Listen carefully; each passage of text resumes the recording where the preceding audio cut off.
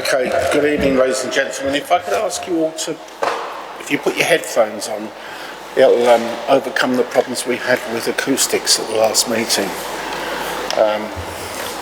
And of course that does mean that if you want to speak, you will have to press your button. Can you all hear me okay? Yeah? That's a shame, isn't it? Okay.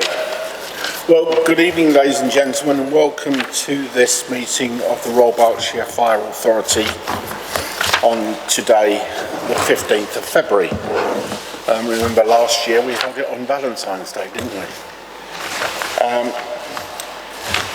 So placed on your desk is a set of headsets.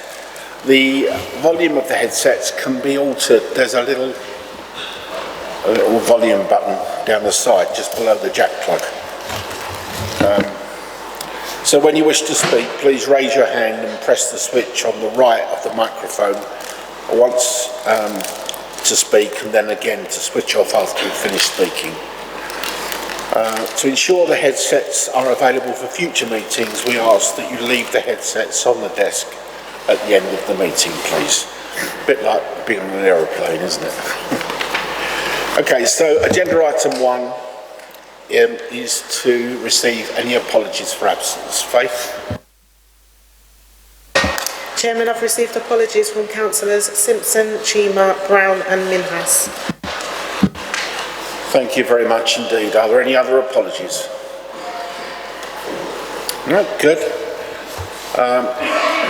Is this working still? Yeah, good.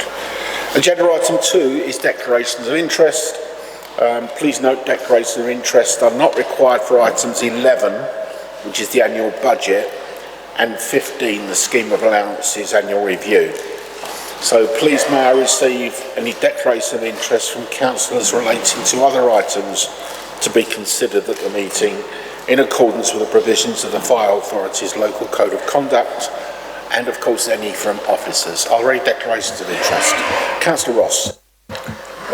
You've caught me out there, Chairman, because I thought we would have to declare it for the budget as members of the Joint Committee of the Thames Valley Fire Control Service, but perhaps in case there's another item where it comes up, I should record a non-pecuniary interest as the Chairman of that Joint Committee. Thank you, Councillor Ross. Councillor Cannon? Similar, not as Chairman, but as member of that committee. Thank you very much indeed. Are there any other interests from members or officers? Thank you. Agenda item 3 is the minutes of the meeting held on the 2nd of November. Now there were 2 actions in the part 1 minutes held on the 2nd of November. First one was for Jim Powell. Jim, where are you? Oh, there you are, Jim. I believe that's completed, isn't it? Yes, thank you. And the second one was for Connor. That was completed? Yes, thank you. Are there any questions of accuracy of the minutes, please, members? Okay. Okay, so the recommendation is that the part 1... Oh, and there's also part 2 minutes. Are there any questions of the part 2 minutes? If there are, I'll need to move into closed session at the end of the meeting. If there aren't, I'll take those as read as well. Happy? So can we show all those in acceptance of both minutes, please show. Thank you very much indeed, that's carried. Agenda item 4 is petitions and questions from the public. There are none received? No, thank you. Agenda item 5 is receipt of announcements. Members, first off, it's a real pleasure to welcome a new member to the Fire Authority, Councillor Alison Swaddle. Welcome, Alison. Sadly, our Councillor Anne Chadwick had stepped down from the Royal Berkshire Fire Authority as of the 31st of January. And on behalf of the Fire Authority, I would like to thank her for her service, and I wish her the very best of luck in any future endeavours. As mentioned, Councillor Swaddle is joining us and has been appointed by Woking Borough Council to replace Councillor Chadwick. We welcome you very warmly, Alison.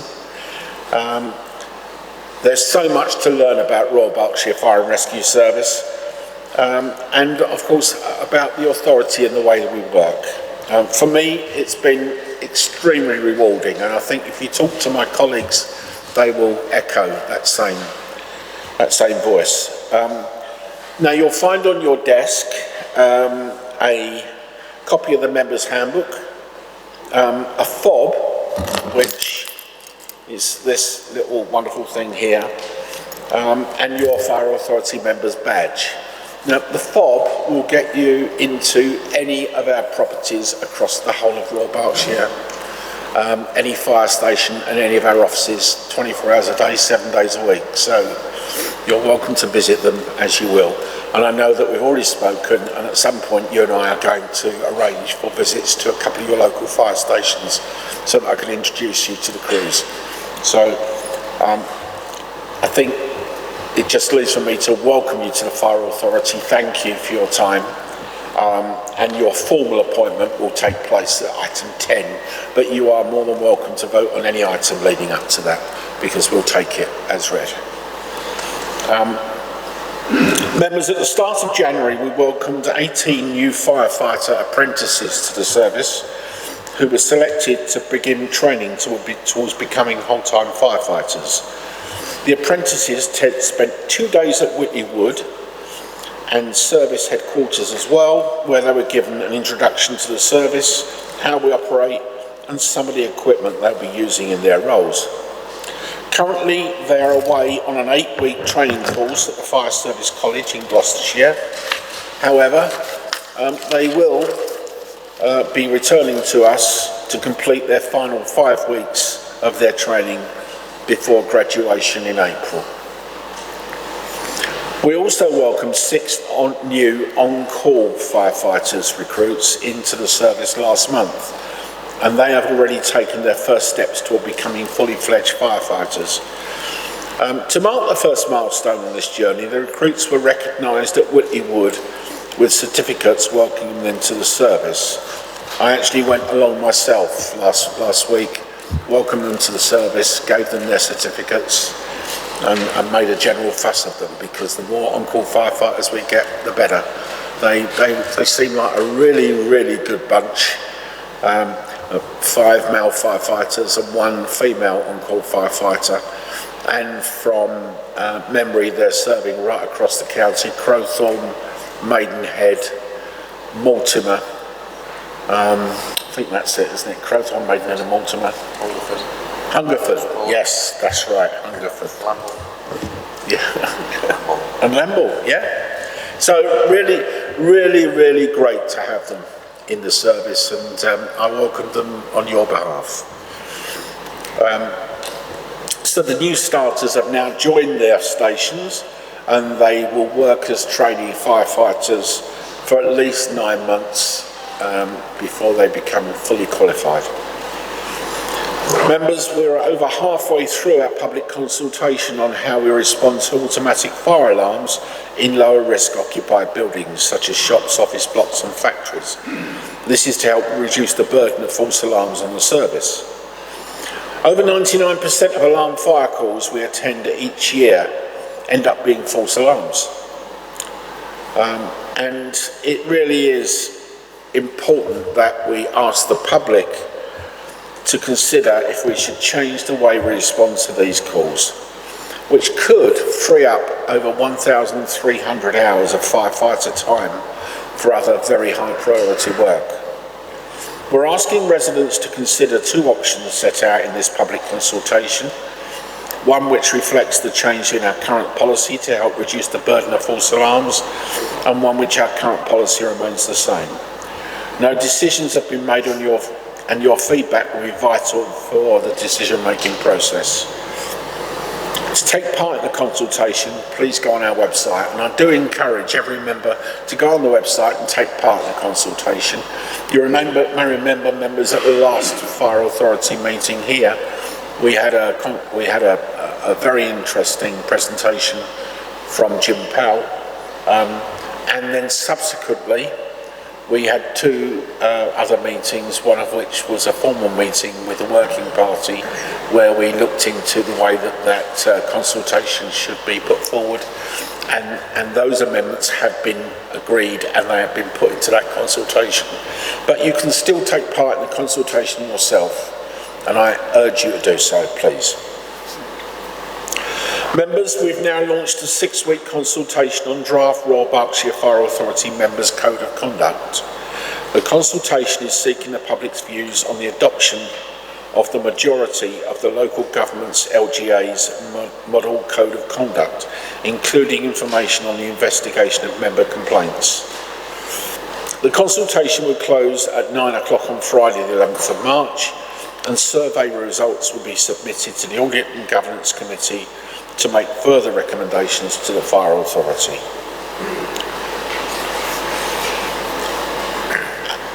Art students in Year 8 and 11 at Thiel Green School recently took part in a competition to produce artwork for the community fire station here at Thiel. The artwork is for the reception area for the wall as members of the public and visitors come in. Over 40 pieces of artwork were submitted by students across both year groups, and I've got to say the quality of the artwork was extremely high. It meant that selecting the winner was a very, very difficult decision to make. A panel comprised of representatives from the fire station and us on the Fire Authority met in December to agree a winner. I'd like to sincerely congratulate Evan Rose of Year 8, who was selected as the winner of this competition. Evan will now be working with a professional designer to bring their artwork to life here at Thiel, and I'm sure it won't be long we'll be able to see it in its full glory in reception. We're now going to go on and have a brief update from the Chief about the terrible, devastating fire at Roe Court. So I'll now hand over to the Chief. Thank you. Wayne. Thank you very much, Chairman. So members will be aware that the service responded to a significant incident on the 15th of December at Roe Court in Reading, where a medium-rise block of flats was heavily involved in fire. It's been well covered by the media, so hence members being aware, and several briefings that the communications team have provided to authority members to keep you updated as well. After a very complex recovery process, the 2 victims of the fire were recovered from the building on Monday the 31st. The missing persons have now formally been identified by Her Majesty's Coroner as Mr Neil Morris, aged 45, and Richard Burgess, aged 46. I understand that the news is very difficult and emotional for a lot of people connected with the incident, especially for the families of the deceased. The Thames Valley Police Major Crime Unit is continuing its investigation into the incident, and a man has been charged in connection with this incident at the time. The site does now still remain part of a crime scene, and work to safely dismantle that building does continue, and that is a complex operation due to the very unsafe and unstable nature of the building as caused by the significant and severe fire damage. We continue to work with and be supported by specialist teams from Buckinghamshire Fire and Rescue Services Urban Search and Rescue Team as part of the ongoing recovery efforts. A full fire investigation to determine the cause of the incident and the fire is underway, and I know work continues with our partners to resolve the incident as swiftly and safely as possible. It is quite an unusual incident considering the length of time it's taken to actually make the structure safe enough to enable both police, disaster victim identification teams and fire investigators to make access to the building, hence the prolonged recovery period of the deceased. We have now completed all of our operational actions that were being managed through the Tactical Coordination Group, and now Reading Borough Council are leading a recovery coordination group, which we are represented on, should we be required beyond the ongoing investigation phases. Thank you, Chairman. Thank you, Chief. On behalf of Royal Berkshire Fire Authority and the service, I'm sure you'd like to join me in sending our sincerest condolences to the family and friends of those who passed away at this devastating incident. Absolutely terrible, and it just goes to prove the professionalism and the fantastic work that our service do. Councillor Lovelock, you wanted to say something? Yes, thank you, and can I echo your comments, but also as the local member for the ward in which Roe Court is, I can tell you that just how much it's traumatised the local community, but also I know they would want me to thank all the emergency services and indeed the council for the magnificent way in which they responded to the incident and have continued to keep the community updated on what's happening. It's going to be a long time before that community recovers from that incident. So thank you all very much, and please pass on my thanks, I'm sure all of our thanks to your team, but more widely to the rest of the emergency services. Thank you. Thank you, Councillor Lovelock, and I'm sure you won't mind if we enter that into the record as a vote of thanks from you. Thank you. Members, I understand that there's also something that Councillor Mackenzie Boyle wishes to add. Can I, before she starts, can I say how fantastic it is to see her back in this chamber? Really good after a spate of illness, and it's really good to see you back here, so thank you. But over to you for your announcement. Thank you, Chairman. That's very, very kind of you. Chief, Chairman, the new police sergeant based in Bracknell South has discovered that no one has been using the police point at the Tri-Service station in Crowthorne. There is a desk shortage at Bracknell Police Station, so in future he intends that the Bracknell South team, which includes Crowthorne, will attend their briefings at Bracknell in the mornings and then drive down to base themselves at the Crowthorne Tri-Service station. A marked car will be parked outside this building to demonstrate a very clear police presence. The police will be able to deploy quickly to any incidents in Crowthorne, and that's the wider Crowthorne, taking in working on without, if they are on shift. He has a meeting planned with Tony Gell at the fire station to finalise the arrangements for the police to use the office space in the police section of the Tri-Service station. The police have all the entry codes they need to gain access to the building. Other stakeholders, such as youth workers, will be able to go in and meet with the Bracknell South police team at appointed times. This has been welcomed by the community when it was announced at the Crowthorne Community Neighbourhood Action Group last week. So we've made great strides, Chairman. Well done, Councillor. I know how much work you've done to make that happen, so thank you very much indeed. Is there anybody else that wishes to say anything at this point? Thank you. Agenda item 6 is issues arising from the Audit and Governance Committee. There are none, thank you. Agenda item 7 is questions from members under Standing Order 30. There are none, thank you. Agenda 8 is notices of motions under Standing Order 44. None, thank you. Agenda item 9 is recommendations of committee. Item 12, pay policy statement, has been recommended by the Audit and Governance Committee, and item 15, scheme of allowance annual review, has been recommended by the Management Committee, so we'll deal with those two items as they come to us on the agenda. I move on then to agenda item 10, which is appointment of committees. Graham. Thank you, Chairman. Perfunctory report. It's a function of the Fire Authority to appoint members to its standing committees in accordance with the group leader's wishes. I've got nothing to add to the report, Chairman, so I propose that you take the recommendations as read. Thank you. Thank you very much indeed. If I'm right in saying this is just, as you say, a perfunctory report from the change from Councillor Chadwick to Councillor Swaddle. Is that correct? That's correct, Chairman. The only decision is to agree the appointment onto the Audit and Governance Committee in accordance with your wishes, Chairman. Okay, thank you. So recommendations are in your agenda papers on page 25. That 2.1, that Councillor Chadwick will step down from the authority and her membership will terminate at midnight on the 31st of January, or did terminate at midnight on the 31st of January.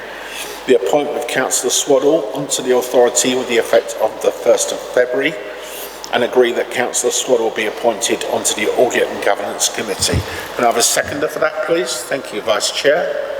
Would any member wish to ask any questions or speak? All those in favour, please show.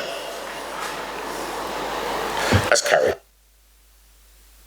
Thank you very much. Agenda item 11, which is the meat of this evening's meeting, which is the annual budget, medium-term financial plan and strategic asset investment framework, and of course the Thames Valley Fire Control budget. Now, before I hand over to this item to Connor, Head of Finance and Procurement, I believe Councillor Bennyworth, as lead member for budget, is going to introduce and propose this item. Councillor Bennyworth. Thank you, Chairman.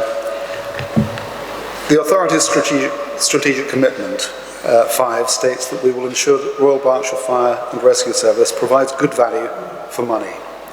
It's this commitment which sits at the heart of the 2022-23 budget. As evidence of this, 22-23 will see the delivery of the final savings from the authority's £2.4 million efficiency plan, as well as other savings that have been identified throughout the current year. Nevertheless, it remains the case that despite these ongoing savings, the authority has struggled to set a balanced budget over recent years and has had to rely on its reserves to bridge the funding gap.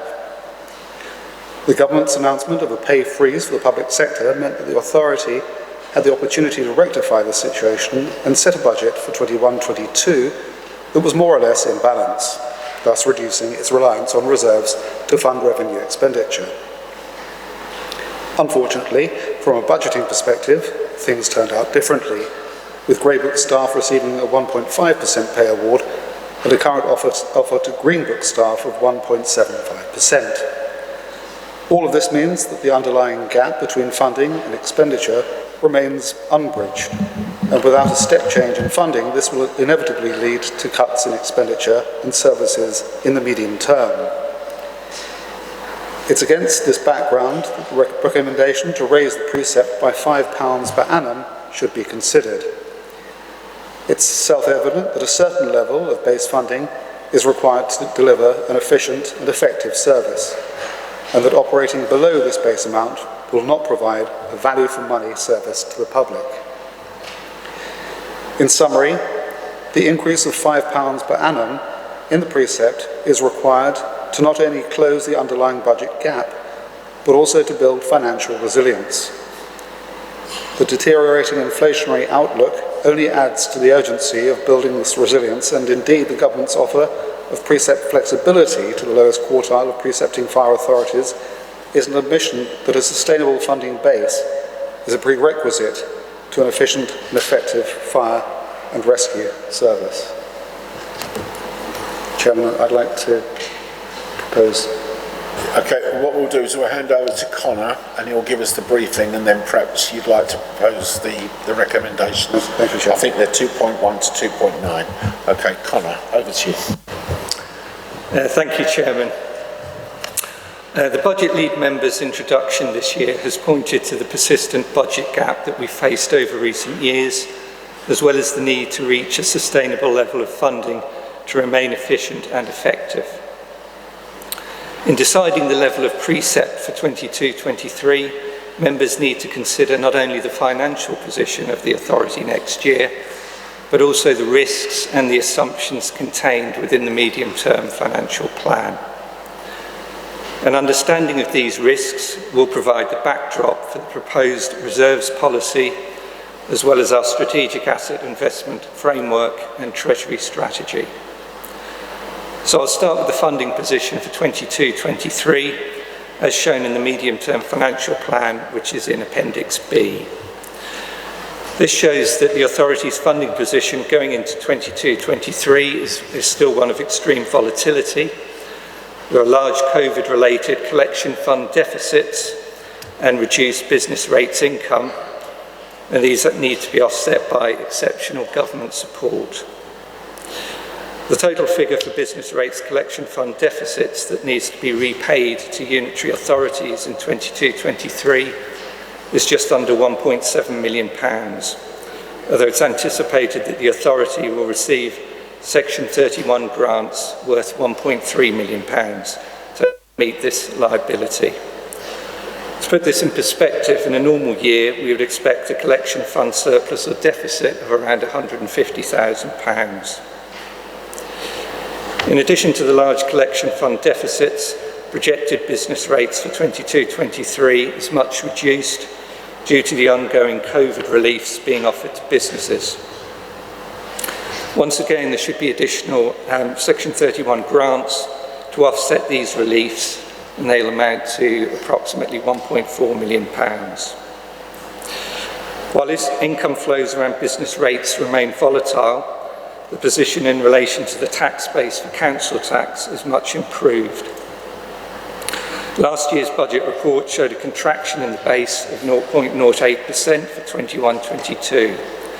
Next year, growth is a healthy 1.84%, which compensates for the lack of growth in the current year. Feedback on projections for growth in future years seems more positive, so the assumption for growth in the tax base has been raised from 1% to 1.5% in the medium-term financial plan. As well as business rates and council tax, the other source of funding is government grant. The authority was expecting a multi-year settlement, but instead the government decided on a one-year rollover of funding when it announced the settlement funding assessment for local government. Our settlement funding assessment for 22-23 has increased by 0.97%, which equates to an extra £101,000. The SFA comprises a revenue support grant, business rates top-up grant, and the government's estimate of our share of business rates. The government will in addition provide a one-off service grant in 2022-23 to cover the increase in national insurance contributions, as well as to cover other inflationary pressures. There are, however, risks on the funding side of the budget to make you aware of. The first risk relates to the exceptional grants being provided by the government to compensate for reduced business rates income. The figures that I've used are based on estimates from the unitary authorities. However, the actual amounts that we receive will be based on audited year-end figures for 21-22, and they will be available later in the year. For this reason, it's also possible that we have to repay collection fund deficits before we receive the compensating government grants. The second risk relates to the new service grant being provided by the government. This grant is for 1 year only, but it should be noted that the cost burdens will be ongoing with the introduction of the Health and Social Care Levy in 2023-24. The NFCC has begun lobbying the government for this grant to be built into base funding. The authority's medium-term financial plan assumes the withdrawal of this grant in 23-24. The final risk on the funding side of the budget stems from government policy to reset business rates baseline.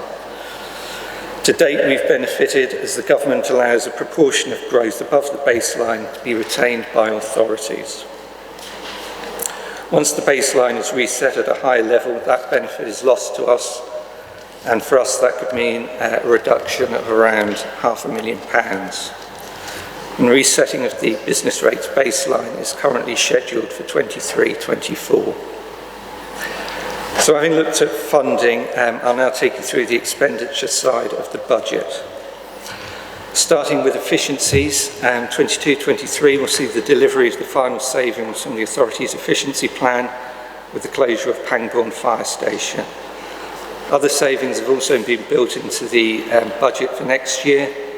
As has been reported to Management Committee, the authority has successfully appealed business rate charges on 16 of its properties. This will produce a savings of £77,000 in the base budget going forward. The sale of D Road site and the move of the fire station to Theale will make the management of the estate more efficient, reducing running costs by approximately £55,000. The authority is currently generating high levels of cross-border income, so an extra £35,000 of income has been built into the budget. And finally, the capital investment in fleet is resulting in lower maintenance costs, the budget for which has been reduced by £10,000. Whilst the drive for savings is ongoing, they cannot offset the significant impact that pay awards have on the revenue account. Councillor Bennyworth has highlighted that we were only able to balance the budget in 21-22 on the basis of pay being frozen in line with the government position of a public sector pay freeze. As we know, things have turned out differently with the Grey Book pay award of 1.5% and the offer to Green Book staff of 1.75. The cost of these two unbudgeted pay awards of £439,000 has been built into the base budget for 22-23. So looking to 22-23 and beyond, the medium-term financial plan has been built on the assumption of annual pay awards of 2.5% for 22-23 and 2% thereafter. The 2.5% pay award will cost £713,000. Given that pay is agreed nationally by the NJC, there is an obvious risk that future pay awards will be agreed at a higher level, especially given that the current rate of inflation is 5.4%. For this reason, this issue has been addressed in the authority's reserve strategy, where provision has been made. However, this can only be a short-term solution, and in the medium term, any unbudgeted pay awards will need to be funded from cuts to expenditure on other budget lines. Building in pay increases into the medium-term financial plan has a significant impact. Each additional 1% increase in pay for both Green Book staff adds approximately £285,000 to the base budget. As already mentioned, the other pressure in relation to employment costs is the government's announcement of revised national insurance rate, and this is covered by the service grant for 22-23. As well as pay considerations, the authority has also experienced significant increases in pension costs. From 2019-20, the authority has faced a steep increase in employer contributions to the firefighter pension schemes. Fortunately, the government has provided a grant on a rolling one-year basis to offset most of these costs, and it has committed to do so again in 22-23. However, there is uncertainty around funding thereafter, especially with the additional administrative burdens and financial risks arising from McLeod and Massey cases. The medium-term financial plan assumes ongoing government funding of £1.7 million per annum until 25-26 to cover the increased employer pension contributions, and the reserve strategy takes account of the other possible pension costs that could arise over the course of the medium-term financial plan. Finally, there is growing pressure on supplies and service budget lines due to the increase in inflation. While every effort is made to ensure value for money through contract management and retendering exercises, increased costs in certain areas are inevitable. Medium-term financial plan assumes price increases of 3% in 22-23 and 2% thereafter. So bringing together the income and expenditure sides of the budget and assuming an increase in the precept of £5 means that we'll be able to balance the budget in 22-23. The £5 increase in the precept will provide an additional £1.3 million, which will cover the 21-22 unbudgeted pay awards and also provide much needed revenue investment in the capital programme. However, this needs to be set in the context of the assumptions that I've just outlined, and in particular, that pay awards do not exceed 2.5% in 2022-23 and 2% thereafter. And it's with these risks in mind that the authority needs to consider its policy on reserves, which is shown in Appendix F. Under Section 25 of the Local Government Act 2003, I'm obliged to report on the robustness of estimates and the adequacy of the proposed financial reserves. I believe that the £5 increase in the precepts builds in financial resilience into the revenue account, and that the overall estimates of income and expenditure used in the 22-23 budget are robust. The general reserve will be 5.9% of the revenue budget, which is down from this year's 6.8%. This is slightly above the 5% threshold as set out in the Fire and Rescue National Framework. However, I believe that this level of general reserve is appropriate given the risks to funding and expenditure as already outlined. The final determinant of reserves levels relates to cash flows during 22-23. Although the exceptional grants from government should cover the repayment of the collection fund deficits in 22-23, there is uncertainty around the timing and the exact amounts of these grants. So close monitoring of funding streams will be maintained throughout the year. Having considered the revenue budget and reserves position, I'll now take you through the authority's capital programme. As in previous years, the lead member for assets has overseen the annual refresh of the authority's strategic asset investment framework, and this is shown in Appendix C. To date, an inability to sufficiently invest revenue resources in our capital programme has dictated that only phase 1 of the SAFE could be financed. £5 increase in the precept means that the authority should be able to increase the amount of revenue resources used to directly purchase capital assets, and in the medium term will provide the basis for planning a sustainable and deliverable phase 2 of the SAFE.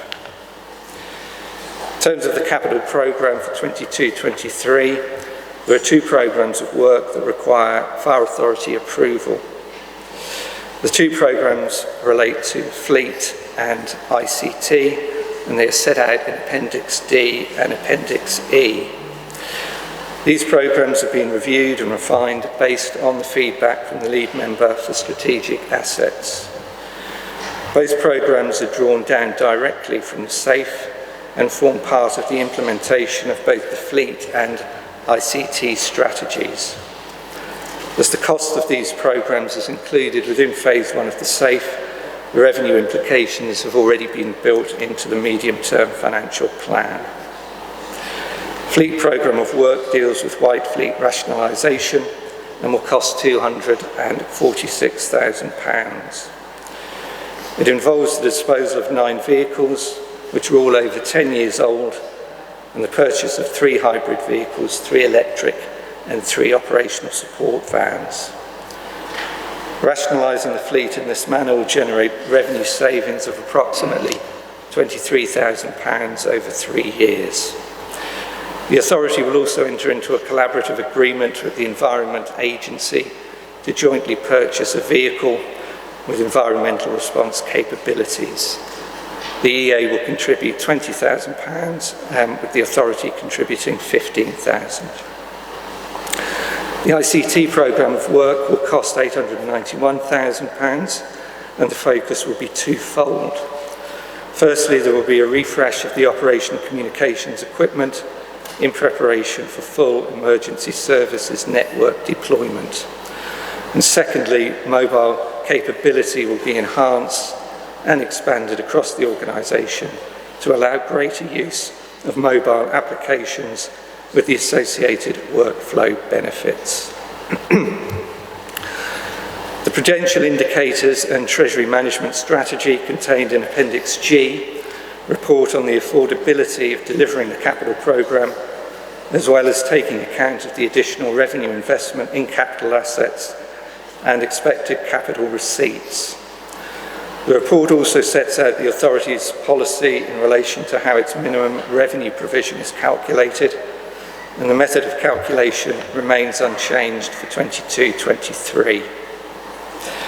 There has been a significant deterioration in the macroeconomic environment over the last few months. The Bank of England has raised interest rates for a second time in 3 months to 0.5%, as it warned that surging energy bills would push inflation higher than previously expected. The bank said inflation was now on course to peak at close to 7.25% in April, a sharp adjustment to its previous forecast of 6%. The bank also revised down its growth forecast for 2022 from 3.75% to 3.25%, stating that energy price crisis will have a bigger impact than Omicron, whose impact was likely to be limited and of short duration. For this reason, the Governor indicated that further tightening in monetary policy would be modest. Expectations for interest rates is a move to 0.75% in March, 1% in May, and a final push to 1.25% at the end of the year. Based on these interest rate increases and projected capital receipts, an additional £50,000 of interest is expected to be received in 22-23. Appendix H sets out the authority's fees and charges for 22-23, while Appendix I contains the TVFCS budget for 22-23, which was agreed by the Joint Committee on the 16th of December. The total TVFCS revenue budget will be £2.51 million plus a contingency of £150,000. The authority's share of the revenue budget, excluding the contingency, is £930,000. The TVFCS budget assumptions were agreed by partners in the autumn, and at that time the assumption for 22-23 pay awards was 2%, and thus any pay award over this amount will show as a variance against the budget. The proposed CapEx programme for TVFCS will enable a refresh of IT hardware at an estimated cost of £676,000. And as in previous years, the capital contribution to the renewal fund for the authority is £50,000. The TVFCS inter-authority agreement allows the partners, after the 5th anniversary of the commencement date, to exercise their right to withdraw from the agreement. Given the significant benefits, both operational and financial, the recommendation of the TVFCS Joint Committee is not to withdraw from the agreement, which runs to 2030. In summary, key budget recommendation is to increase the precept by £5. That's a proposal that received 75% support from respondents in our public consultation. Without the additional precept flexibility, the authority would have faced another shortfall on the revenue budget, which would have to be funded from reserves in the short term and from cuts to services in the medium term. Increasing the precept by £5 in 22-23 will fund the 21-22 unbudgeted pay awards and allow revenue investment in the authority's fleet equipment and ICT assets. It means that the authority can balance its 22-23 revenue budget, although it should be noted that this is based on projected pay awards of 2.5% in 22-23. Pay awards over this amount would reduce the revenue investment in capital and consequently have significant implications for funding of phase 2 of the SAFE.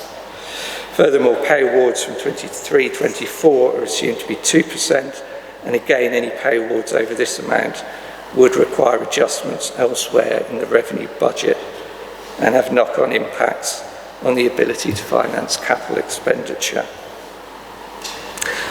The worsening outlook for inflation means that it is possible that a £5 increase in precept could be required to pay for rising employment costs, as well as cost pressures in relation to supplies and services.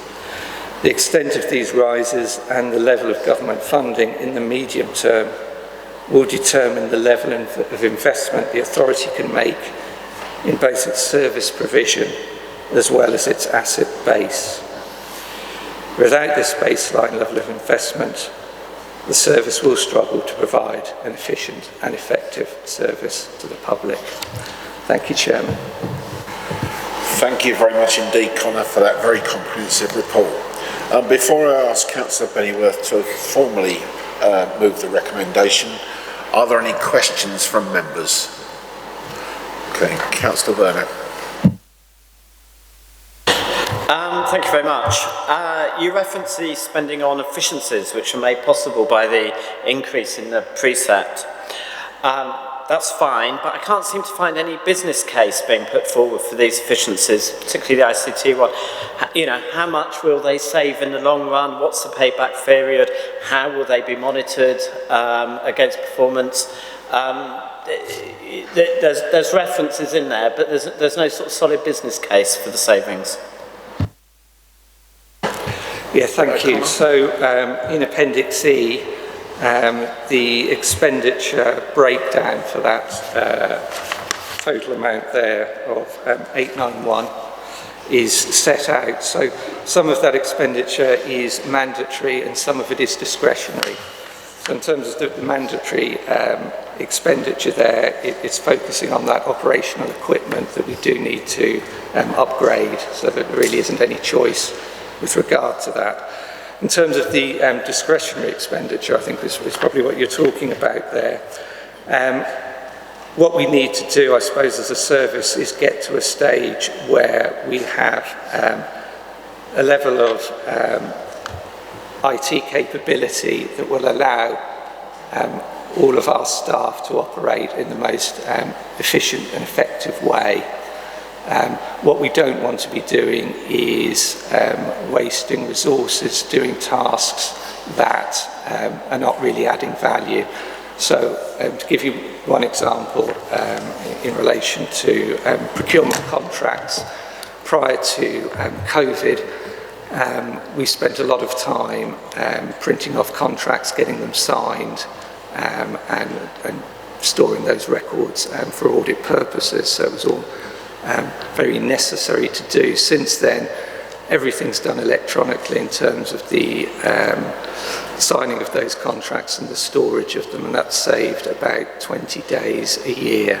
So that's an example of something that previously we were doing that was taking a lot of time, a lot of effort. It wasn't adding any benefit to the service, and we've changed that. If you look at the kind of discretionary spend here in terms of this ICT package of expenditure, a lot of it is around the use of mobile apps. So again, getting the benefit in terms of setting kind of crewing levels and looking at overtime and being able to manage all of those things effectively.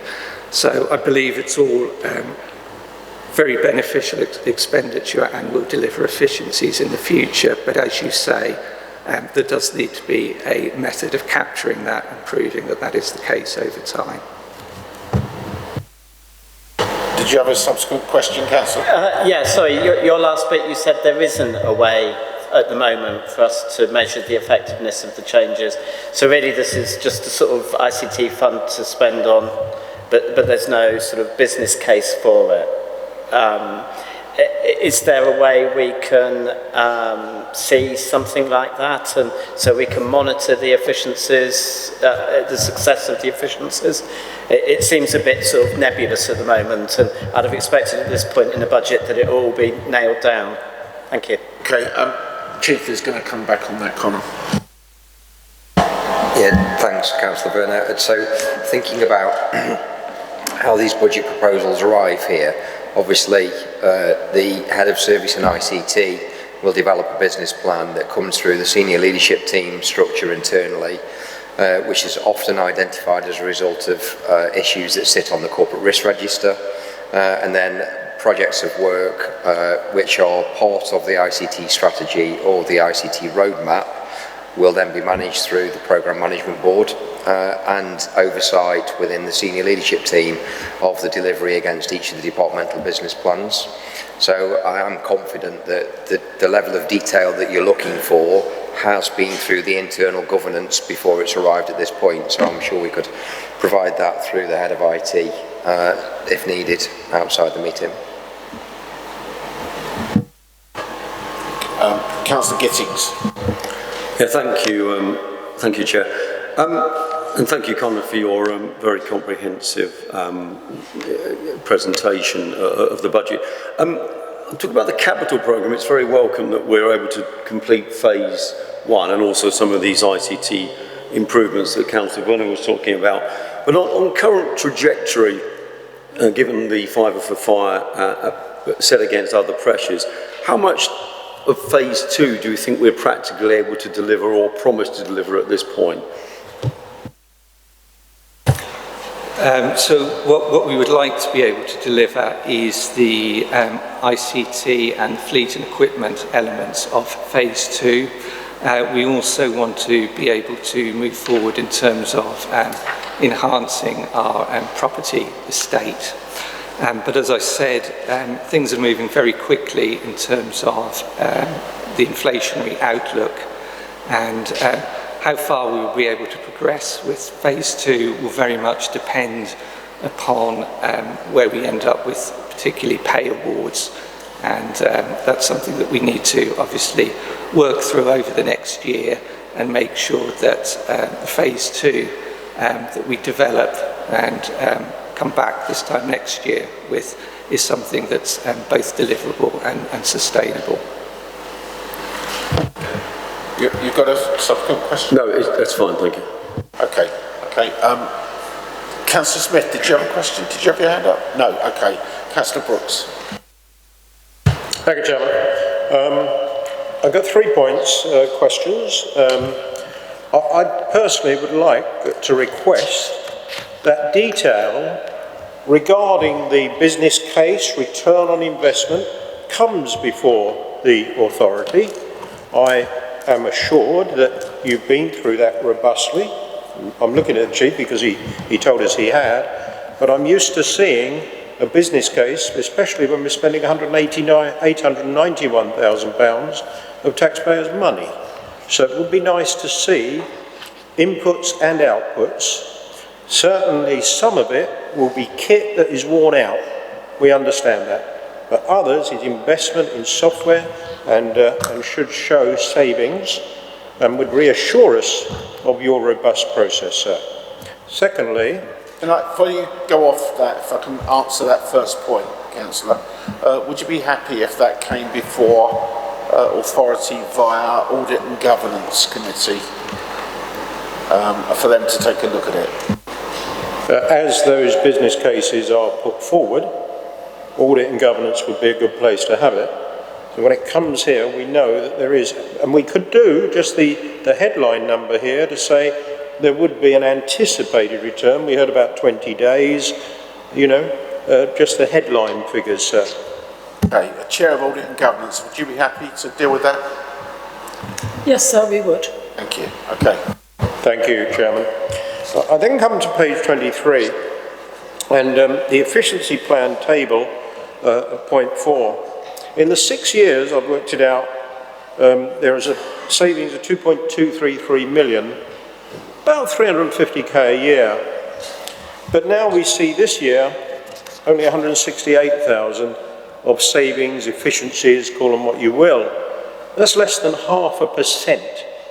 And I wonder how much rigour has gone into looking at operational efficiency and bringing options which would give a lot more savings.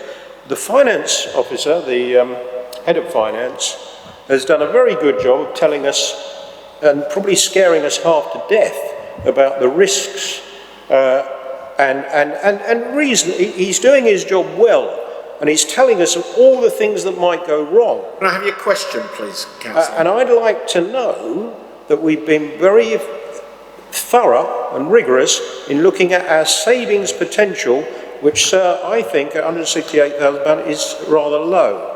And I have one more point after this. Don't know how you want to take it, Chair. I will take that for... I'll go to the Chief for that. Thank you, Councillor Brooks. So you'd be aware that the operating model or operational model is subject to a thorough risk analysis that informs the integrated risk management plan. The work starts this year for the name change now community risk management plan, and you'll be aware that the Deputy Chief Executive has been leading a national piece of work on what a model community risk management plan and the accompanying risk methodology looks like. We will be going through that very detailed and rigorous process this year ahead of the production of a new community risk management plan next year. We do obviously continually look for efficiencies and opportunities, but when it comes to frontline service delivery areas, we do need to go through that quite lengthy, complex and robust process, hence we don't run it all the time or very frequently. We run it when we need to produce a new community risk management plan. So we need to go through that and public consultation to identify future efficiency opportunities during the life of the next community risk management plan, but that will happen this year. Well, thank you, Chief, through you, Chair.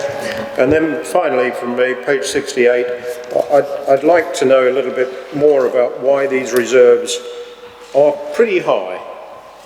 The general fund balance, what I might call a prudent reserve, 2.267, is over 5%, 6% thereabouts, of the whole budget.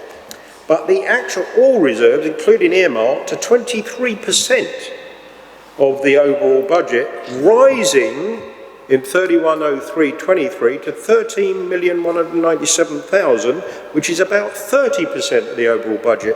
I appreciate it starts to fall after that, but this is a lot of taxpayers' money in our bank account and not theirs.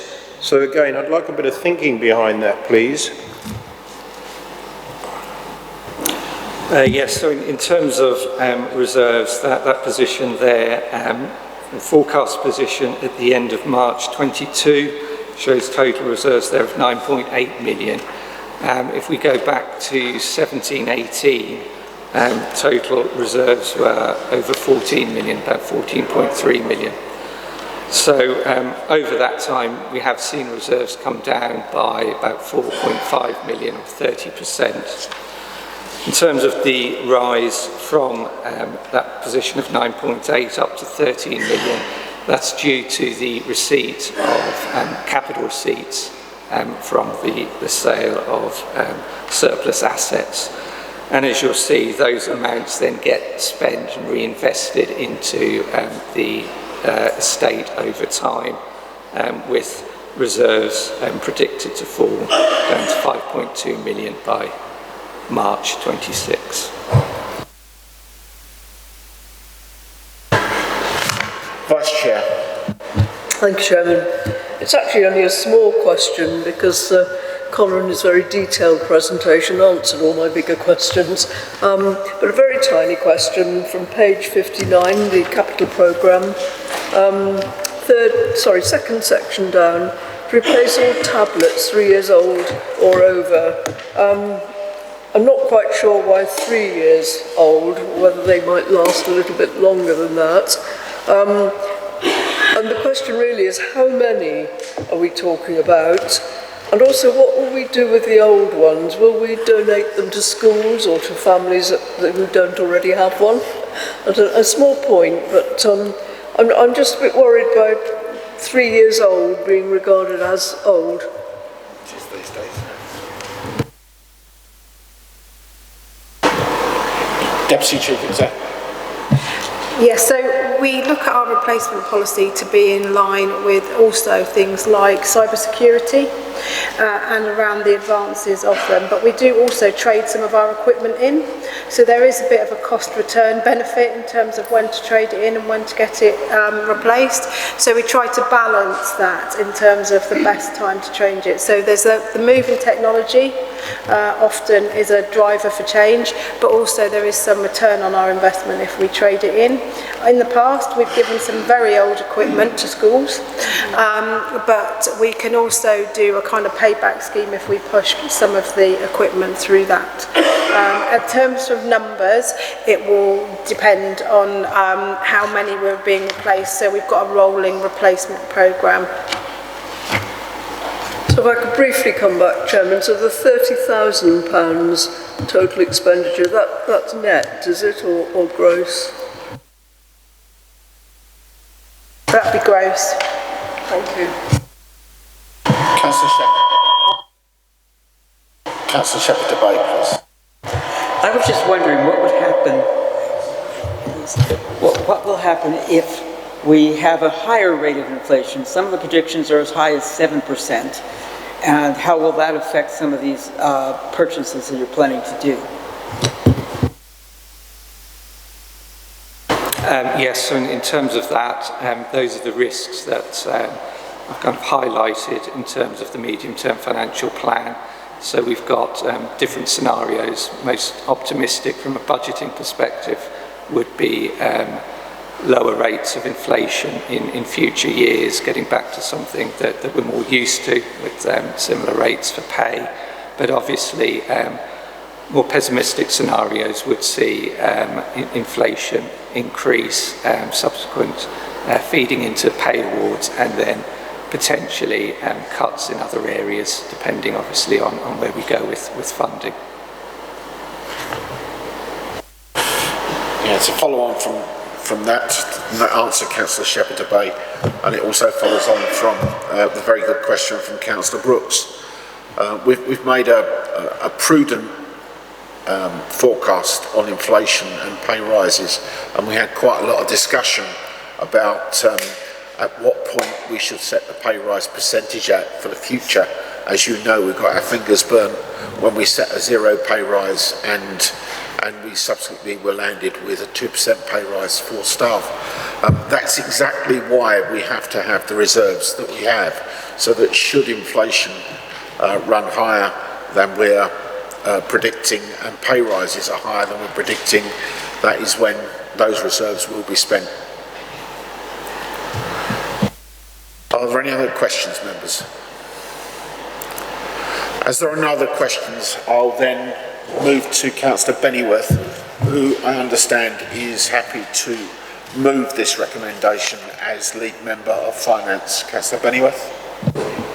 Thank you, Chairman. I would like to propose acceptance of item 11 on this evening's agenda, Annual Budget 22-23.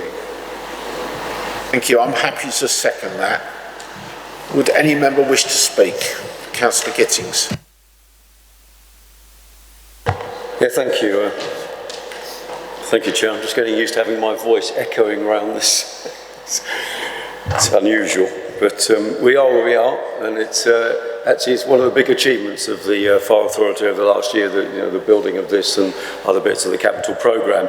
Look, the Labour Group will be supporting the motion, and obviously principally the Fibre for Fire and other aspects of the budget, including the capital programme. I mean, there's been a great deal of lobbying by the authority. I think some of us have gone up to the Parliament at various times to meet Berkshire MPs, and those Berkshire MPs, I think, have also, lobbied very hard on our behalf, Labour MPs, Conservative MPs, and it's good that they were successful, certainly, obviously, taking into account Mr Burns, appraisals of the state of our budget. It is, I think, very fortunate that we have received that money. And as I said, I think it will be churlish of our group to vote against it. It's a significant above inflationary increase if you look at the actual statistics. But I think that we've got a duty to ensure that this authority is properly funded so that they can, the crews can go out and other aspects of the service to serve the people of Berkshire, as we saw in the horrific incident in Roe Court, the fantastic work that they do. So I think at Band D, £75 I think per year does represent value for money. However, I have got some points to make, and 75% of the people did respond favourably to this, to the idea of that increase, but we are in a cost of living crisis. We do have to take note of that, and I think in a way it's regrettable that people are having to put their hands in their pocket at this time for this extra funding, when really and truly over this last number of years, I think the government should have properly funded fire and rescue services and indeed properly funded our local authorities, because we know the pressures that we've faced, and I think we've been consistently underfunded. And the word that I heard from Conor, and Councillor Brooks raised it as well, was uncertainty. There's a great deal of uncertainty, and Councillor Brown, who unfortunately can't be with us here tonight, she did send her apologies to me just before the start of this meeting. I think when she had the budget presentation from Conor in our group presentations, she described this as piecemeal, and I think this is a piecemeal settlement. I think everybody would agree that it would have been better that we'd had a 3-year settlement so we could have better planned ahead. Instead, we've got a 1-year settlement, and there's doubts as it 3.46, the service grant, which is obviously covering some of these areas of national insurance and pensions. We've got no certainty that that's going to be rolled over in future years. Obviously, I think the pressure is being placed by the FCCC for that to happen. And the same also, we've got business rates uncertainty. I mean, the government has been promising to sort business rates out and what share we get as in local government for many, many years, and still there's absolutely no sign of that happening. So again, this just leads to the general feeling of uncertainty. And then, of course, we have got the issue of pay rises, and I think most people will actually agree that, you know, for Greybrook, Greenwood staff, they do deserve a pay rise. I mean, inflation could rise to 7%, and there are lots of pressures building up. So I do understand, obviously, the need to maintain that within a certain budget, and we've set 2.5, but that's a significant pressure going forward. And as Conor pointed out in his presentation, that has increased the uncertainty around that. So we just need some certainty from government.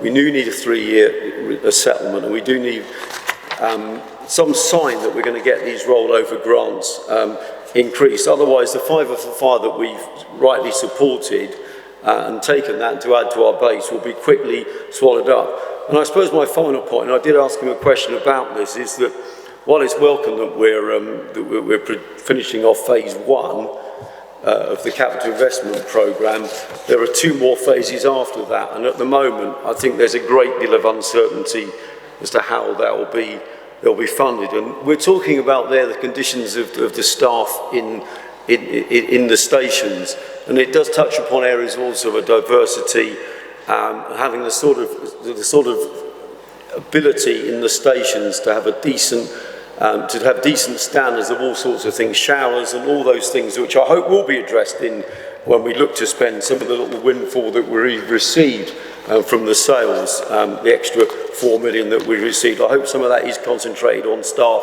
welfare. It's not just about paying conditions, it's about the conditions of the staff in the stations, and some of them are showing signs of wear and tear. So it's good that we're in a complete phase 2, but I don't think there's any certainty that we can complete that beyond that. And so we're going to have to redouble our efforts to either create more efficiencies that Councillor Brooks referred to, or to get extra money from the government so we're properly funded. And I think that's beholden everybody to keep that pressure on, because the fire service, what a fantastic service they do for the people of Berkshire, but it does deserve, I think, to have the right level of investment in it. Thank you, Councillor Gittings. Councillor Ross.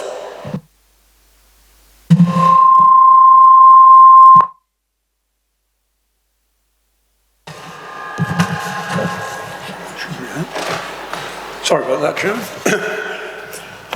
Chairman, in my role as lead member for strategic assets, I've overseen the annual refresher of the SAFE, as illustrated in Annex C here, which, as explained by Connor, sets out our capital requirements and looking over a whole 15-year period. As we approach the end of phase one, it's pleasing to see that the investments in our assets over the past few years is resulting in savings in maintenance and running costs in the revenue budget, thus ensuring more efficient allocation of our limited revenue resources. We're also introducing many environmental improvements, both in our properties and vehicles as we move forward, and this building exemplifies this. We recognise the need to adopt modern standards about diversity, inclusion and efficiency, as Paul has just recalled, and it has become a core part of our project planning. As we've heard, the focus for the coming year is the continuing implementation of phase one of the SAFE and the replacement of ageing assets. As ever, I'm committed to ensuring that our capital expenditure represents value for money and that money spent now will deliver efficiencies in future years. For example, in conjunction with renewing our ageing fleet, we've taken the opportunity to increase fleet utilisation through, for example, the purchase of multi-purpose vehicles. This has all resulted in fleet numbers falling from 145 vehicles to 116 since we adopted the vehicle strategy 5 years ago. And we plan to save money by hiring some vehicles in future just for when they're required, rather than keeping those that just sit around very little used. The work to modernise and improve our ICT has been impressive, and the plans in the SAFE will ensure this will continue. Much detail was included in the last lead member update, but I accept the points that have been made about looking at more detail for that. Nevertheless, while much progress has been made in updating and replacing our assets, we have always known that we did not have sufficient base funding to be able to proceed with phase two of the SAFE. That's from 2024-25. It is for this reason that I've supported our efforts to get greater precept flexibility so that we can increase our revenue investment in capital assets and deliver a sustainable capital programme that will in turn lead to further efficiencies and savings. With our properties, we need to seek joint venture schemes, private sector involvement and value creation. We've got to look outside the sort of normal book that we've continued over previous years. I recommend approval of this refresh of the SAFE as an integral part of our budget, recognise it's not an authority to spend. And also there's the vehicle and ICT programmes included in Appendixes D and E. Thank you, Chairman. Thank you, Councillor Ross. Vice Chair. Thank you. Well, first of all, I would like to commend the huge amount of work that's gone into preparing this budget by Connor, our leading councillor, and other members of the Fire Authority and Fire Service. It's been a particularly difficult year to prepare the budget in. We've had the pandemic, we've had the aftermath of Grenfell Towers, there's inflation, and numerous other things that Connor himself mentioned in his presentation. And so I really do congratulate you on the budget that you've come out with. I want to focus on 2.1 under the recommendations. Councillor Gittings mentioned the cross-party lobbying of the MPs, and that's been a real success. And the government has agreed finally to than just over £68. And I emphasise that this £73.95 is the total for the year, and the increase represents about 10 pence a week in addition, which is just about half the cost of a cup of coffee for the whole year, and 10 pence is nothing for the week. And what people are getting for this extra money, in fact for the whole council tax, is the service of one of the very best fire services in the whole country. And I commend this budget. Thank you, Vice Chair. Councillor Stanford-Bill. Thank you, Chairman. Again, I just wanted to come back to where we are with this. I'm a member of the Audit and Governance Committee, so many elements of this budget have been through that committee, and we have asked detailed questions of the officers, and if there's anything we're unsure about, they've come back with very detailed answers. I've also had detailed capital briefing from Connor, so I'm very familiar with it. We should remember, one of the upper quartile performing services, but we've had a lower quartile precept, and that cannot continue. We need to invest in our fleet, we need to invest in our buildings, and we need to invest in our staff. And of course our ICT and Thames Valley Fire Control. The fiver for fire is 10p a week. Yeah? What can you get for 10 pence a week? But, you know, the residents of Roe Court found out how important it was to have a fast response, and tragically 2 people died, and it's taken a very long time, and it shows how complex firefighting is now. It's taken weeks and weeks and weeks, and it's still an ongoing situation there that the fire service is still involved in. And unfortunately, those things don't come free. Personally, I know 2 of the survivors of Roe Court. They're all suffering from PTSD, sadly, because it's a very difficult situation when you've been rescued by a firefighter and then the building collapses and you lose everything. It's absolutely tragic. And of course, our firefighters come back to work the next day and carry on, because all of them are professionals, and you know, we need to remember that as well. I'd very much commend this budget to the authority tonight. The reserves may seem high, but I think that's been explained by the successful marketing we've had of our redundant sites, so that we've been able to get capital receipts in, and we will be spending those over time in our investment programme. Thank you. Thank you, Councillor. Councillor Smith. Thank you, Chairman. I think the people of Berkshire need to be reassured that the extra funding that is being asked for by this authority can and will be well spent. We are a high-performing service. We were graded by government inspectors as a good service. We managed during the pandemic to achieve our performance targets, particularly our response rate of 75% of calls being answered within 10 minutes from the time of the call being placed to the fire vehicles arriving on scene. Our firefighters helped other authorities, local authorities, National Health Service, with delivery of PPE, supplying drivers. Many of our firefighters did overtime or cancelled their holidays. We have a service that we are very proud of, and that undoubtedly provides good value for money. This proposal is good value for money, and I support it as someone who comes from a local authority that has just gone bankrupt, Slough. I speak as the leader of the Conservative opposition there.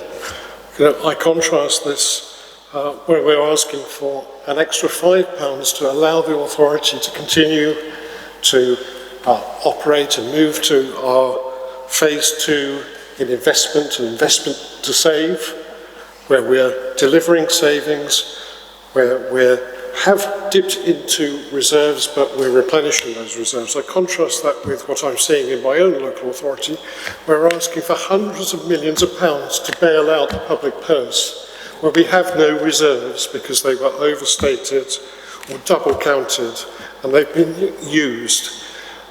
This represents, as we've heard, 10 pence extra a week.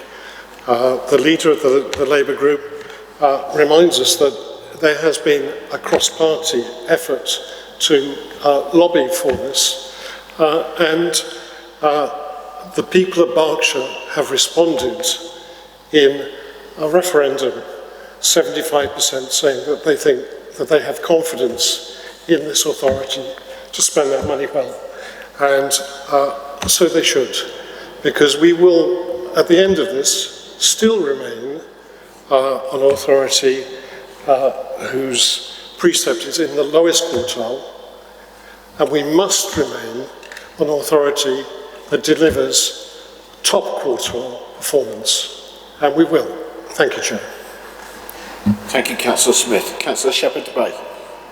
I'm afraid the Liberal Democrat group will be abstaining on this because we believe that it should have been provided to the committee to look at the business case before we did this by the Ordinance and Governments Committee, and also because we'd like to see better efficiency in cases. We're not voting against it, but we will not vote for it either.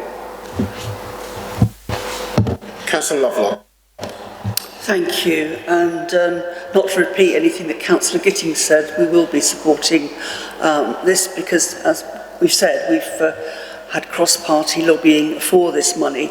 However, I think we will all recognise that extra council tax, extra money for hard-pressed families at the moment, it isn't just the council tax, it's also the forthcoming national insurance increases, inflation, the cost of living generally, particularly on essentials like fuel and food, is putting family budgets under huge pressure. And also, you know, our staff are also facing those pressures as working people, and their pay rise is likely to come nowhere near the sort of increase in their cost of living that they're suffering from. So it's always got to be with a heavy heart that we add to that burden, but I do think the fiver for fire is something that we've needed, and it's going to be well spent. This is a well put together budget, and we can see where that money's going to go. But I just think we need to also reflect on just how long can we go on having a government that keeps lurching from year to year. I've lost track of the number of times we've been promised, either as local councils or here, that next year they will sort it all out, the business rates will be reformed. We've heard it all so many times, and yet here we are again with a very, very late settlement just before Christmas and no indication of exactly what's going to happen next year. And I think the MPs, as has been said, have done a good job in lobbying for the £5, but perhaps they'd like to do some lobbying now to try and get the government to focus at long last on a proper reform, because what either they don't mean they're going to do it and they're just cynically passing on all the costs to the local council taxpayer, or they don't know what they're doing, and it's time they got their act together and did a proper job of work to ensure that we all have some certainty. We're expected to have a 3-year plan. They lurch from year to year. It's just, sorry, it's beyond a joke now, and it's. I hope that the MPs will give some support in pressing the government to finally come up with a plan. Thank you. Thank you, Councillor. Any other member wish to speak? As no other members indicated that they wish to speak, I reserve my right as seconder to speak last. Members, I have consistently highlighted that being the lowest quartile precepting fire authority, fixed percentage rises in the precept means that compared to other fire authorities with higher precepts, we're being disadvantaged, and this disparity only grows year on year. It is against the background that all members from all parties tasked me to lobby our local MPs for greater flexibility. Our case was well received, and our MPs from both Labour and Conservative put forward the argument to government that we, as a lower quartile precepting authority, should be afforded greater flexibility in raising our precept. The government, in turn, has now recognised that there is an issue as an offered £5 flexibility to lower quartile authorities to, as it says, assist them in immediate pressures and to maintain a sustainable income baseline for future years. For our authority, the £5 increase will allow us to address the immediate pressures of the current year's unbudgeted pay awards, which was lobbied for by the FBU and agreed by the National Joint Council, and to help establish a sustainable income baseline in the medium term, which, all other things being equal, will allow us ongoing revenue investment in our capital programme. Furthermore, if we accept this increase, and other fire authorities use whatever flexibility is on offer to them, either £5 or 199%, then we will still be in the lowest quartile of precepting authorities in 22-23. Now this just goes to show the gulf between us and the authorities in the quartile above us. As an authority, we've always sought efficient and effective outcomes for the people of Royal Berkshire. After the Grenfell tragedy, we moved quickly to invest in our fire safety capabilities, ensuring that limited resources are allocated to where they can provide the most benefit to the public. Going forward, it's essential that we have sufficient funding to be able to continue to allocate resources efficiently against risk. A key consideration in Her Majesty's Inspector's assessment of efficiency is its judgment of whether a service has sufficient financial resources to meet its corporate objectives. Furthermore, being able to demonstrate financial sustainability to our auditors is now a requirement of getting the accounts signed off. For all of these reasons, it's essential that we take advantage of the flexibility on offer and increase that by £5, indeed 10p a week. It's having been tasked by you, all of you, to lobby our MPs, the government will expect us to make use of this flexibility. And crucially, future calculations of government grants will be on the basis that we've taken advantage of the flexibility currently on offer. I would expect all members to support this budget, as it would be somewhat perverse, wouldn't it, for you unanimously to have tasked me to lobby for this increase, and then you either turn it down or abstain. I think that an abstention against the budget is quite frankly just completely ignoring your duty as Fire Authority members to vote on a sustainable, good budget.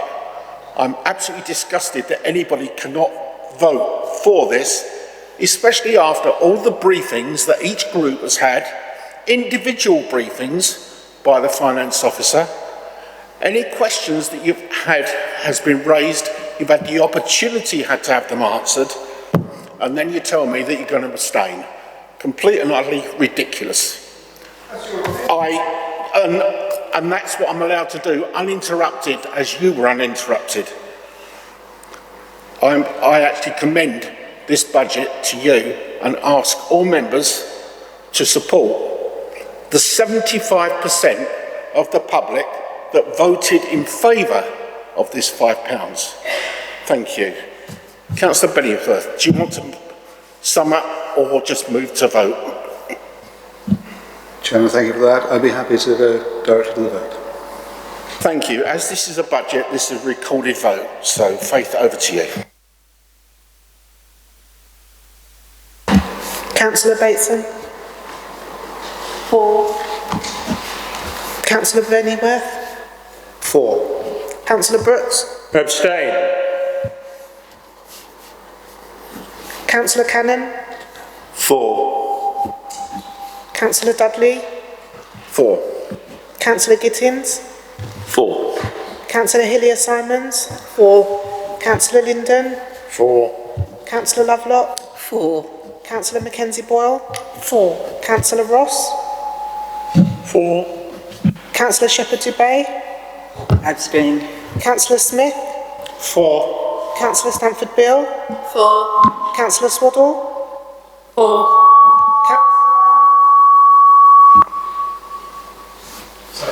Councillor Werner? Abstain.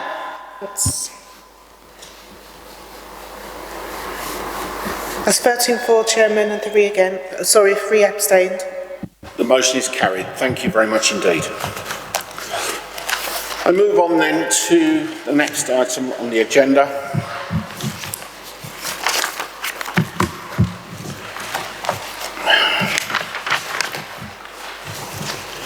which is agenda item 12, which is the pay policy statement. Thank you very much indeed. Becky. Thank you. Members will be familiar with the requirement to produce an annual pay policy statement. A draft statement for the 2022-23 year has been produced and is contained at Appendix A. The format of the statement remains the same and the figures used in the policy statement are as at the 31st of October 2021. A few updates to the content have been made and are detailed in the covering report.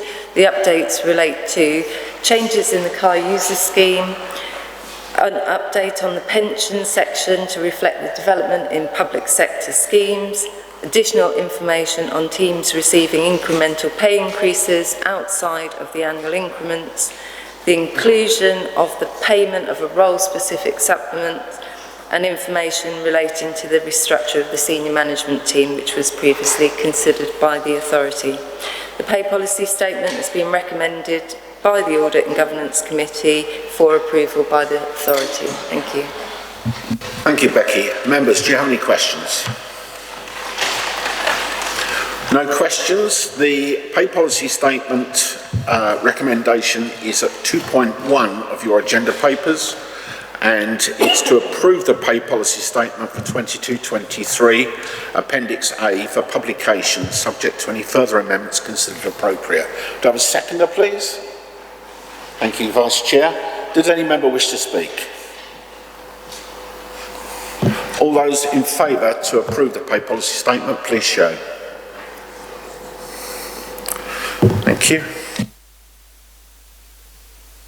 Agenda item 13 is the Royal Berkshire Fire and Rescue Service Equality, Diversity and Inclusion Objectives. That's again you, Becky. Thank you. Thank you. The report sets out our proposed revised equality, diversity and inclusion objectives, which were required in line with the Equality Act. The Act sets out the requirement for public bodies to comply with the public sector equality duty and consider how policy and decisions made affect people protected by the Act. Consequences of not complying can lead to legal action. The intention of the duty is to accelerate progress towards equality by placing a responsibility on public bodies to tackle inequality and discrimination, specifically related to individuals with protected characteristics.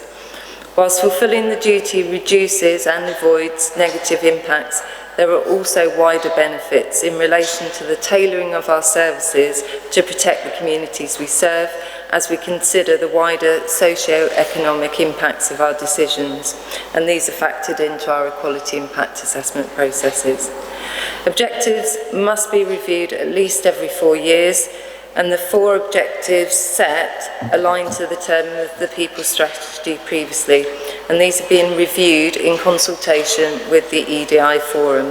These are set out at 3.11 of the report and cover 4 broad objectives which are centred on inclusiveness, leadership, knowing our communities and culture. The review is seen as strengthen the language as well as make the objectives clearer to all stakeholders so they can be better understood. If the Fire Authority agree with the proposed objectives, we will commence public consultation on them, utilising our community contacts in addition to consultation with the internal workforce, other local authorities and partners. This will ensure we get a wide range of views. When the consultation response is received, we will seek the authority's approval and will revise our EDI action plan to align to the new objectives. This will be monitored through the EDI steering group and the forum.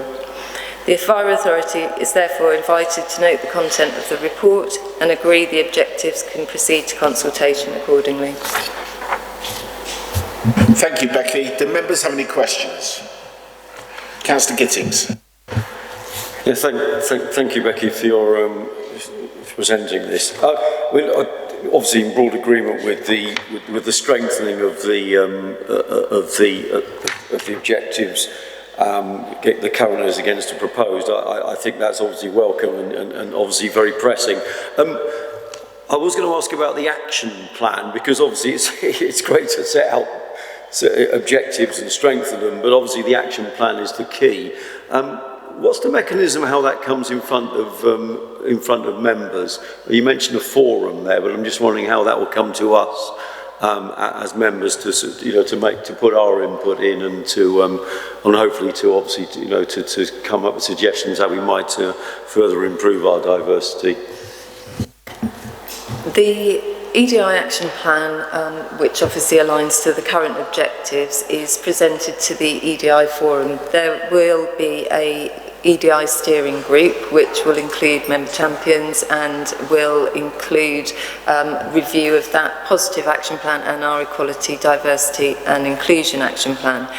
We've just, as you'll note, there's some updates around equality objectives contained in the quarterly performance reports that go to Audit and Governance Committee currently. We're currently just reviewing the methodology for doing that and plan to provide end-of-year reports on the progress against both the EDI action plan and against the objectives for greater clarity and to make sure that the progress over the year is taken. So that will come back through the audit and governance route. I mean, obviously, we're going to have a next report on the state of fire and the inspection update, and a great deal of emphasis being placed on that, and rightly so. So the member input, I think, is important. It's not the most important thing, I guess, but it is very important that the members have input, because obviously, hopefully, we're in touch with our communities. So will the forum be an all-party situation, and will also that report come to not just the audit and governance, but also through then to the management committee and to the full fire authority? I guess in relation to the actual reporting route, certainly that can be considered in terms of the best way to make sure that gets across to all members. The action plan is currently published, but I don't know. Yeah, if I can just add to that, the EDI forum is open to all members, and I'm sure Tina wants to come in and say something about that as our member champion currently. But the EDI forum currently has an open seat to all members, and a number of you came in on that last session. So should we need to pull together a cross-party thing, I'll obviously do that in discussion, but I know Tina's keen to come in. Yeah, Councillor Mackenzie-Ball. Thank you very much indeed.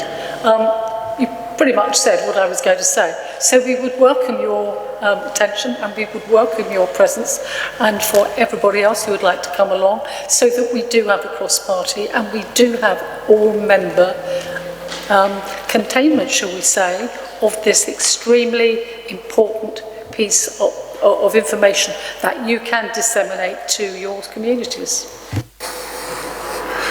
Councillor Lovelock. Yes, thank you. Not to prolong this particularly, but we do get invited to attend that group. It's usually a bit last minute. Is there any chance we could have a sort of forward look plan so that we can diary it? I went to half a meeting once, but had to leave for something else. So if that could happen, that would be great. Thank you. The answer is an unequivocal yes. Councillor Ross. Thank you, Chairman. After the consultation, will the action plan aim to include support for the EDI programme with the services premises and associated facilities? Yes, the action plan will contain the wider aspects of our inclusivity agenda, specifically looking at premise updates as well.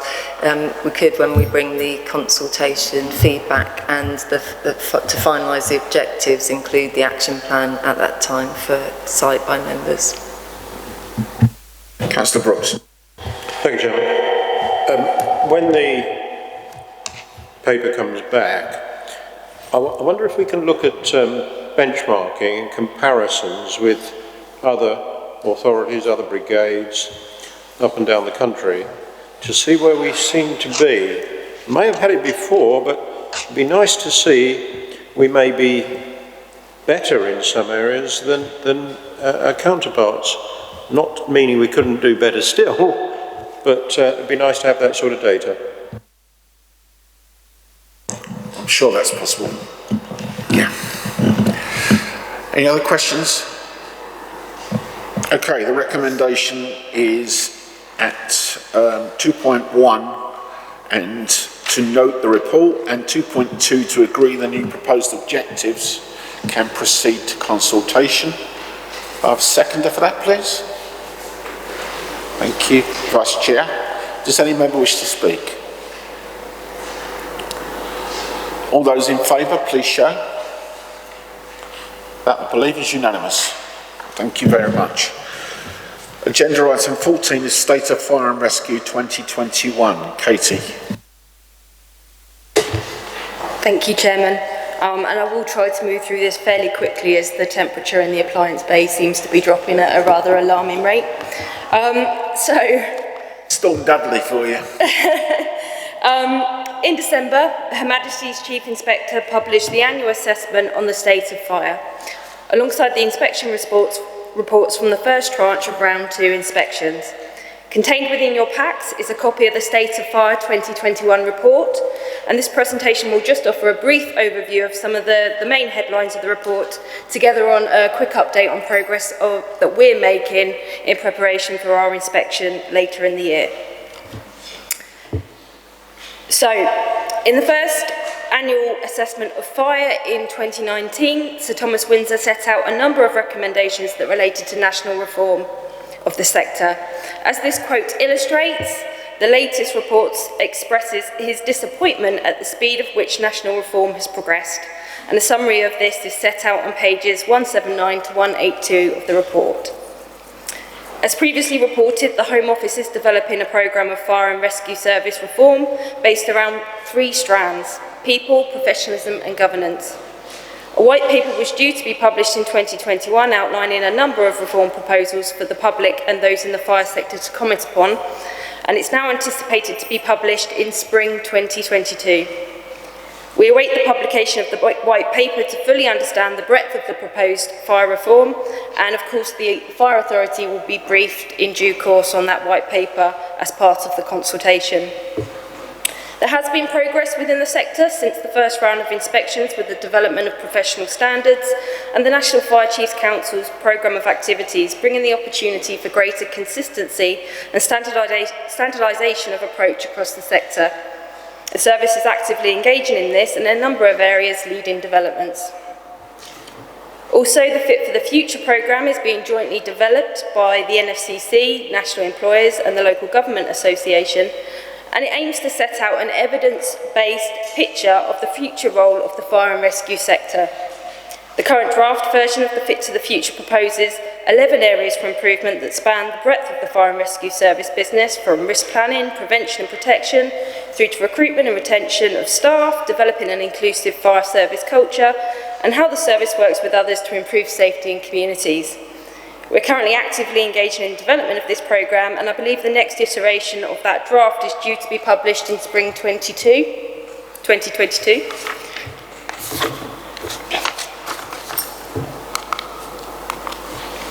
So, following the first tranche of inspections, there were a number of emerging themes, and these include, in some cases, not enough progress being made against areas for improvement identified in the last inspection.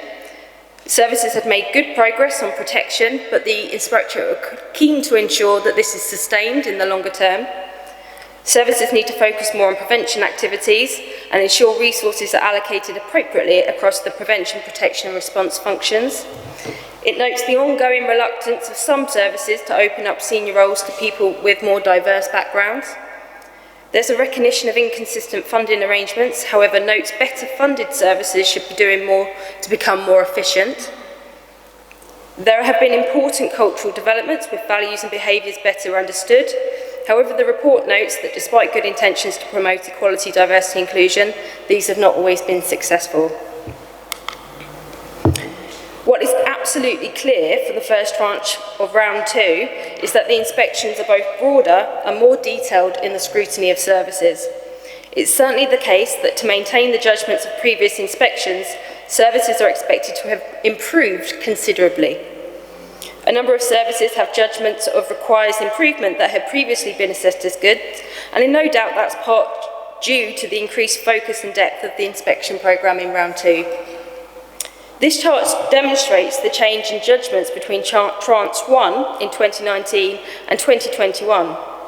What is clear is that the overall good judgments in effectiveness and efficiency have declined, with some positive progress being made around the people pillar, although the majority of judgments remain as requires improvement. In 2021, across the 14 services and 3 pillars, there was 1 outstanding judgment, 11 good, and 30 requires improvement.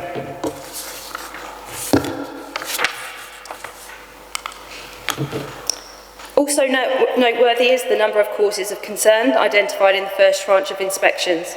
In total, 11 causes for concern were identified across 7 services, indicating that a higher number are being issued when you consider that 23 were issued for all services in round 1.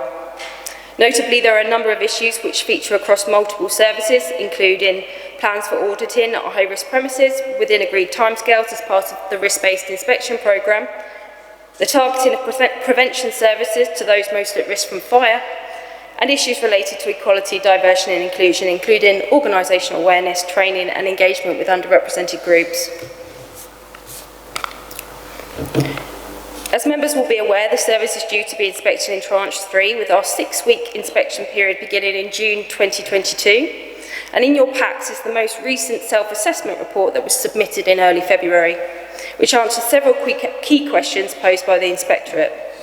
This was submitted alongside 97 documents across a range of subject matters. We've commenced our engagement activity, and our service liaison lead will be working with us both virtually and in person over the coming months, including attending the Fire Authority in April virtually. At the conclusion of the last inspection, we developed an action plan to address areas for improvement identified for us. And progress against the action plan is being monitored through internal governance arrangements and reported quarterly to the Audit and Governance Committee. It's important to note that throughout the pandemic, we have made decisions on efficient and effective use of our resources based on risk, ensuring we've protected our critical service delivery, prioritised the wellbeing of staff, and provided support to our partners. Inevitably, this has meant we have had to reprioritise our programme of work, and whilst this has slowed progress in some areas, we continue to deliver against our improvement and risk management plans as set out in the self-assessment. And lastly, just a reminder of the key inspection dates for members up on the screen. I'm very happy to take any questions, Chairman. Thank you very much indeed, Katie. Members, do you have any questions? Yes, Councillor Linden. Thanks, Chairman. I noticed in the quite comprehensive report that this is Sir Tom Windsor's last report. I don't know, has the person been announced who's taking over? And secondly, will he be around when they publish our report? No, it hasn't been announced, and I don't believe he will be around when our report's published. Is it April time, the announcement? Yeah, so Sir Tom finishes in March. The announcement of his successor is due imminently, I believe. So the new Chief Inspector will be in place by the time our inspection commences. Thank you, Chairman. I know who I'd like. Councillor Gittings. Thank you. Thank you, Chair, and thanks for the report, which summarises, I think, quite neatly what's in the in our packs. I mean, I mentioned diversity and race equality earlier, but I think probably the summary slightly underplays there's progress being made in that area. Question, I'm coming to the question because it says diversity and race equality in the fire sector continues to be, quote, woeful. So I'm going to ask you, so with that focus in mind, are we confident that we are going to be showing improvements in that area in Berkshire? And what other areas, it's probably a slightly unfair question, but I'm going to ask it, what other areas would we be given cause for concern? I mean, and there's a lot of focus here also on prevention activities. And I can understand that during the pandemic, some of that we might have been restricted in our activities, but I just wonder if the Chief could sort of comment on that. What are we worried about when we get to inspection time in June? Shall I take that, Chair? I think directed at me. Well, Due to the rigour of the entire process, it's gone from what was a 2-week process to a 6-week process with a significantly heavier burden on evidence submission. It's probably easier to talk about what we aren't worried about, I would suggest, Councillor. And as we're seeing from the trend lines nationally, and in conversations with our inspector, HMI Matt Parr, the HMI CFRS are quite clearly telling us directly, and in the evidence from the first 2 tranches, that they are inspecting more rigorously and it will be more difficult. I think highlighting some of the points that Katie made in her presentation, HMI CFRS and me, frankly, get quite frustrated about the continued use of the pandemic as an excuse. Unfortunately, there is a reality that it did slow progress. We had to reduce some of our service delivery or change the way we delivered some services in areas, as you mentioned, such as prevention. We continue to deliver preventative activity to those most at risk, and I think we did a really good job of doing that. However, the overall volume was reduced, although it was targeted significantly. So prevention will be a concern. We were also looking to develop our evaluation of prevention activities and quality assurance around those activities. Again, because we had to change the way we delivered prevention activity, we haven't been able to make as much progress there as we would have done had we not have been responding to the pandemic. So there's an area around prevention.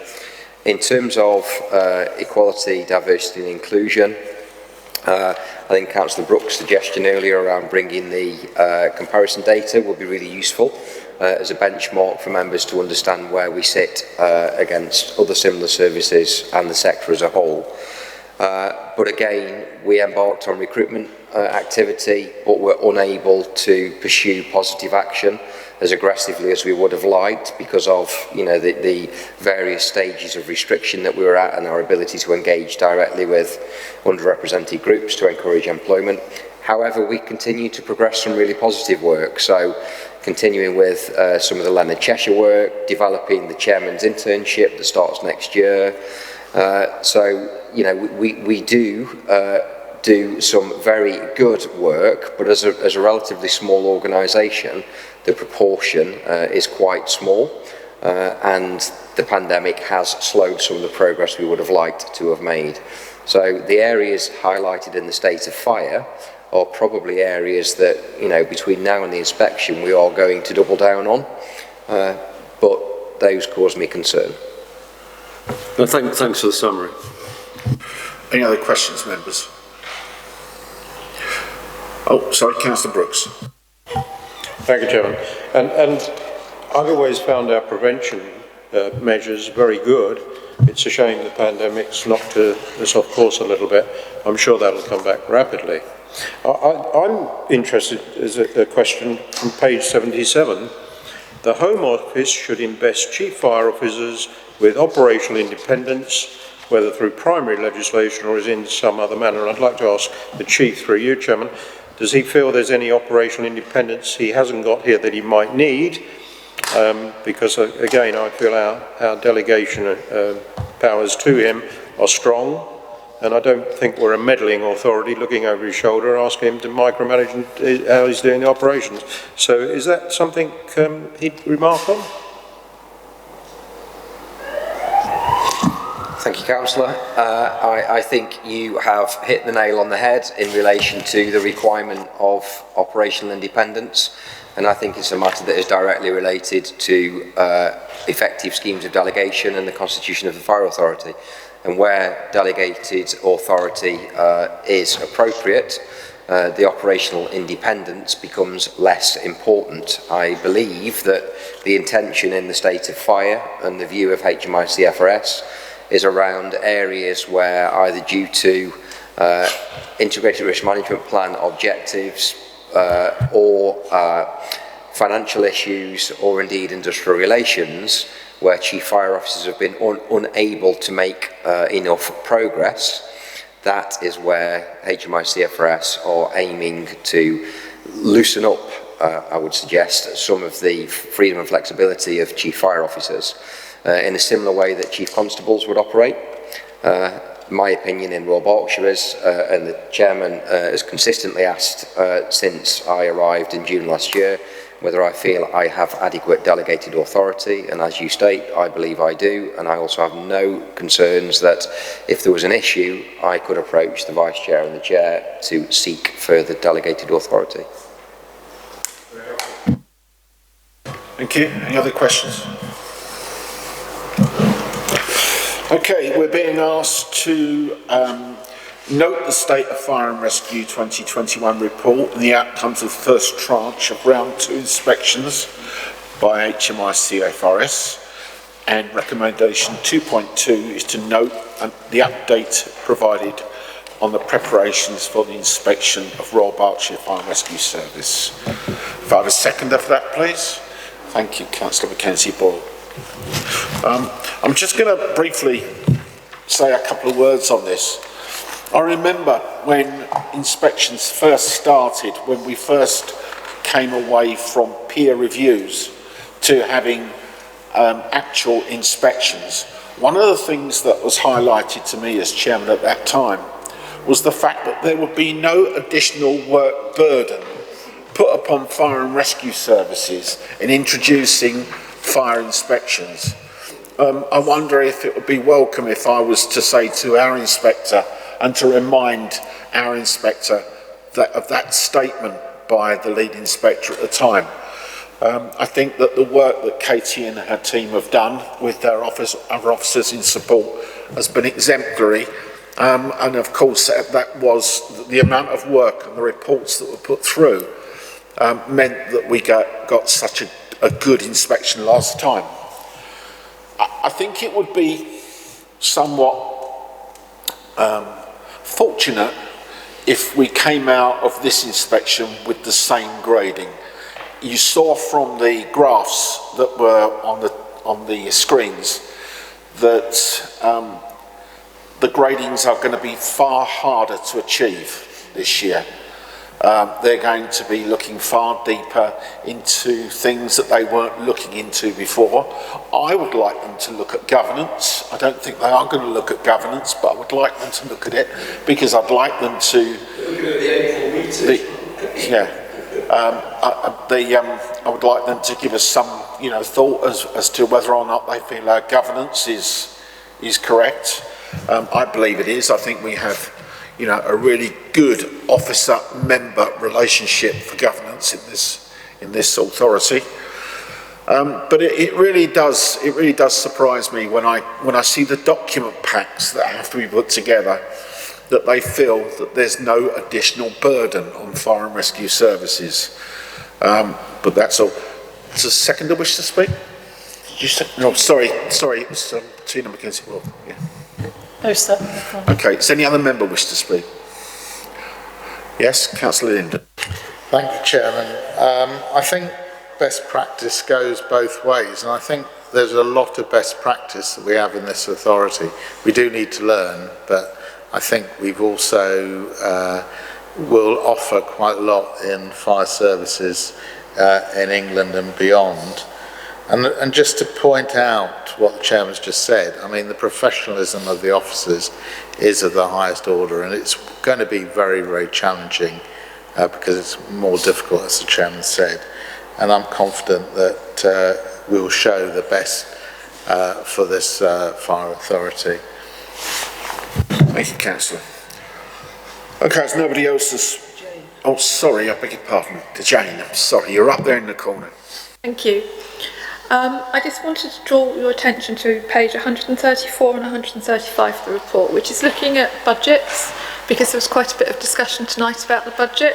There's criticism there of authorities that only plan 1 year ahead. Obviously, here at Royal Berkshire, we have a 3-year medium-term financial plan. Also, authorities that are looking only at savings rather than managing risk and investing for the future.